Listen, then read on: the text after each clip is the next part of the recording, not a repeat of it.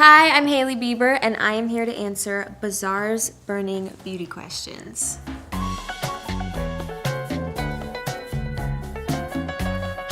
I feel my most beautiful in a lot of different, scenarios. A lot of the time for me, I find that when I have a moment where I feel really confident and I feel really beautiful is usually in like the mundane moments of just t-shirt, messy hair, no makeup.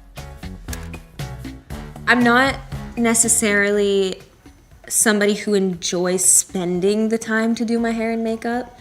I feel like I spend so many hours of my life in hair and makeup that I just don't really want to be bothered with it. More times than not, I probably would rather spend the time on my hair, but I do really like chill makeup, like very natural, just glowy, dewy. I've learned with my face and my facial features that a lot of the time less is more. I would say sometimes I do wish I was a bit more adventurous with makeup, but I think I just get... what's cool about this cover is that it is a beauty story and the makeup was really, really different in each shot and it felt very different for me and very out of my comfort zone, which I think was really cool. With skincare, I think my approach has changed there where I am really focused on my skin barrier, and I always want to look I always joke about this and I say I want to look like a glazed donut before I go to bed. If I don't look like a glazed donut, I don't want it.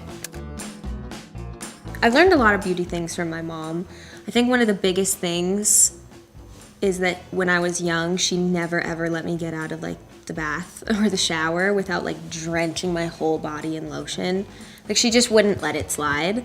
I always remember rummaging through my mom's beauty stuff. I do remember this one time, this is so sad, oh my gosh, when I was a kid, she had a really, really, really strong retinoid cream, and I didn't know that that's what it was, and I had taken it and lathered it on my face, and I'm a kid with baby, soft, fresh skin, and I burned and peeled so badly all over my face for days because I was using super, super, super strong retinol. I learned my lesson with that for sure. It was miserable.